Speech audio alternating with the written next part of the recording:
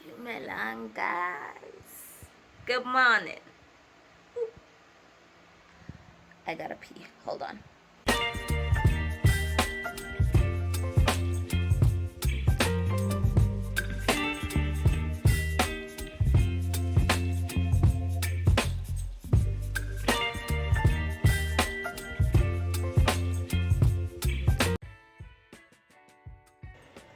Peaceful morning.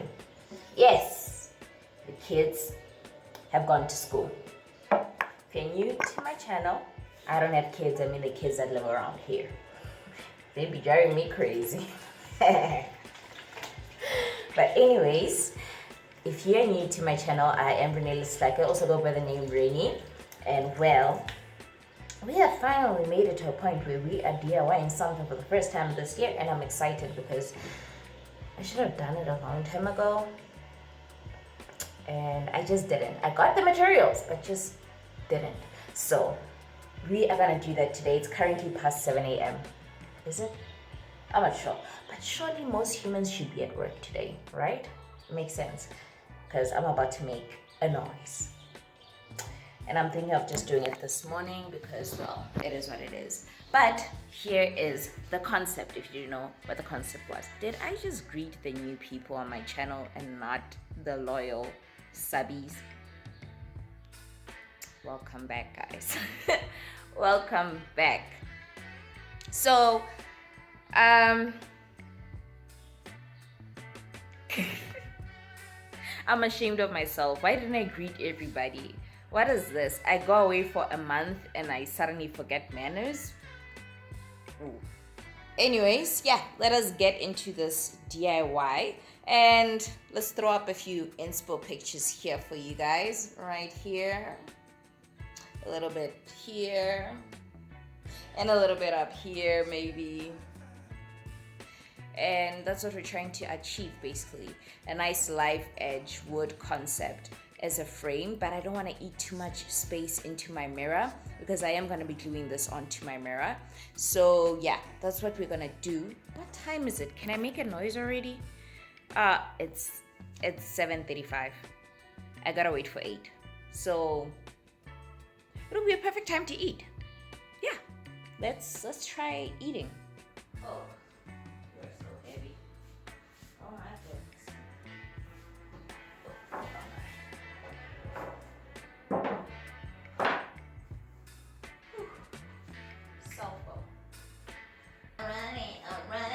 Alrighty. Okay, let's see. Which picture do I want as inspiration?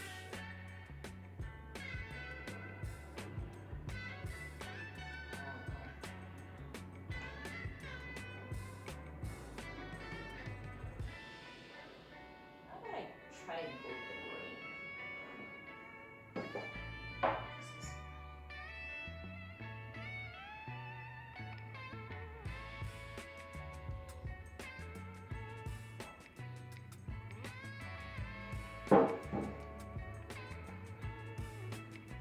Okay.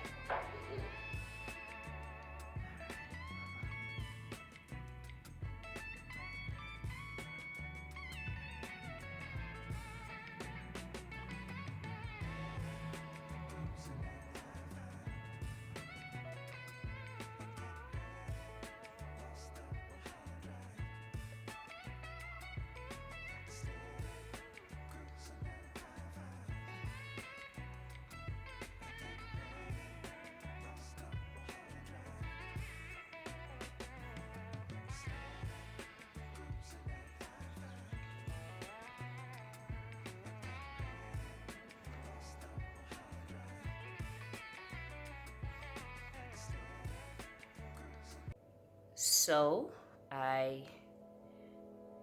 this is where I draw the line. Feel free to disown me right now. But anyways, I basically drew my center line. Yes, it's squiggly because I'm trying to create a faux live edge wood look. So yeah, this is where we are right now. We have our line and now it's time to cut. Honestly, I should have sanded this before, but then, yeah, let's cut it, then sand it. Fantastic. So here I am, waiting for 8 o'clock. Load shedding is at 8 o'clock. Oh, I can't even cut, I can't do anything. DIYing in South Africa is going to drive me crazy. Let's go take a shower. Yeah. Load shedding 1, rainy 0. One eternity later. Obviously, a few days later, because load shedding just demotivated me, started to pick up this DIY all over again. What I did was I clamped this wood piece to my study table. I didn't tell you the size of this wood piece. The length is 1.8 meters, which is the same length as the mirror.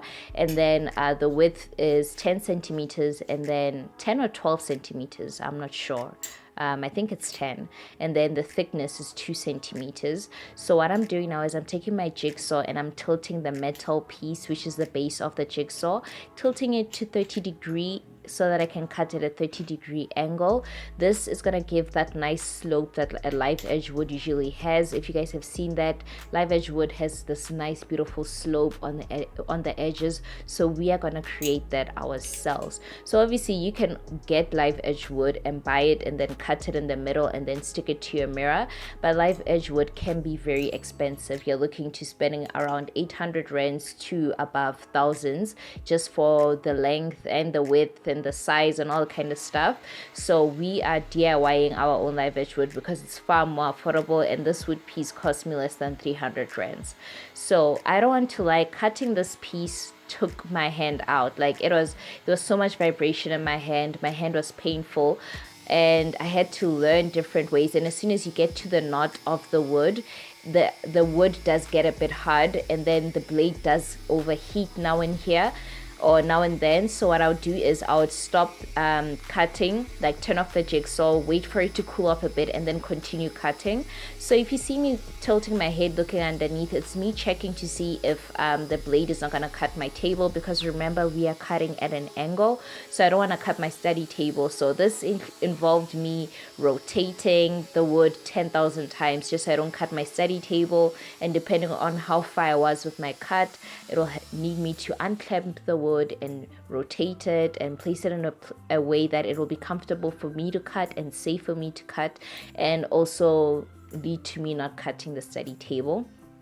But anyways, yes, this was a bit difficult for my hand, and I had to realize that I have to press down on the jigsaw just so I can help it, instead of just leaning on the one side. Just put my body weight right on top to help the blade go through.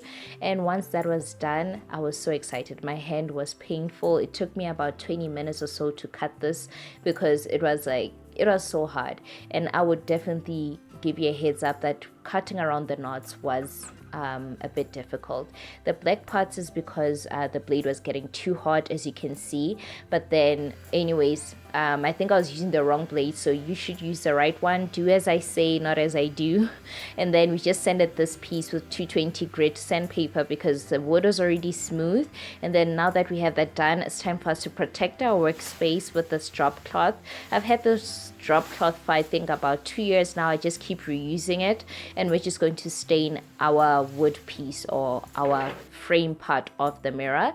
We're going to be using the Mbua stain. I've used the stain so many times for when I was upholstering my grandparents' chairs for my house, when I was DIYing my blanket leather. I've used it several times, and I'm glad that I got a 5 liter of this, and I've had the stain for about 3 years now. And honestly, I think this was the best purchase I've ever made for my DIY, or DIYs, shall I say. Well, after staining, it was time for me to actually move the old mirror. The mirror that I'm going to be using is the one that we had in my bedroom makeover. We DIY'd this mirror basically. It was less than 500 rands if I'm not mistaken. We basically had it custom cut at builders. The dimensions of the mirror is the length is 1.8 meters and the width is 0.7 meters, so 70 centimeters, let me say. So this is the part of, you know, if you DIY by yourself and you don't have anyone to help you, or you just like me, you're too stubborn to ask for help and you want to get things done quickly, you will actually have to do it yourself. But anyways, if you guys missed that bedroom makeover DIY or the DIY of this mirror, I'll link it up here and down below. But this is basically what it looked like.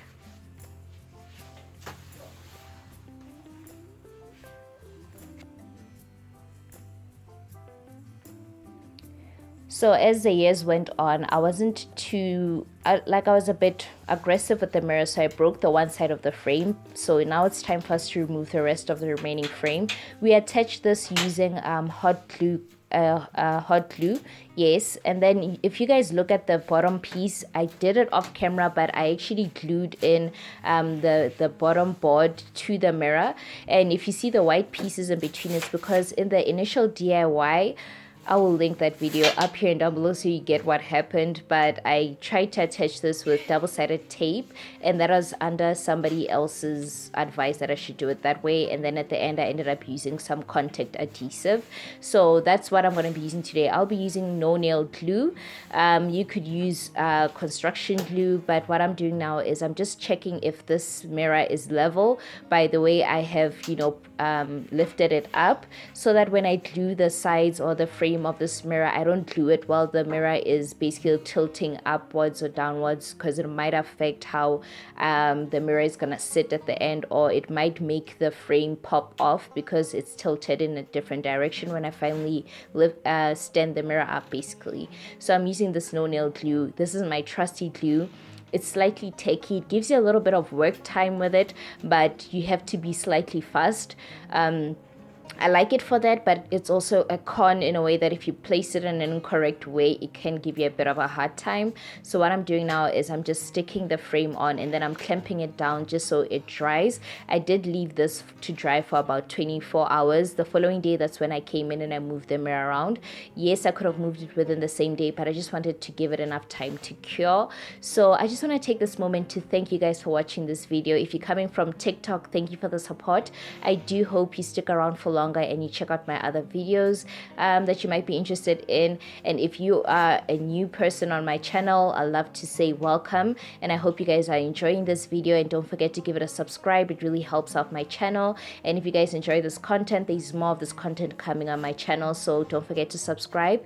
Don't forget to give this video a thumbs up. It helps out my channel. And don't forget to leave a comment down below if you have any questions, or if you have any suggestions, or if you have any other videos that you'd love to see on my channel. Just leave a comment down below. I look forward to talking to you guys. I look forward to your comments. But like I said, don't forget to subscribe if you haven't. And for those that always return for my videos every Sunday or Monday, I really appreciate it. So the upload schedule is usually on a Sunday, but if I struggle because of my work and everything, I usually come back and then I upload it on a Monday. So hence why I'm saying Monday or Sunday. But I love to say a huge thank you to you guys for watching my videos.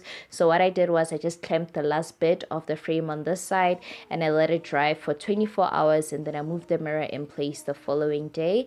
And pretty much that's what we did for this mirror. This is an easy 24-hour DIY.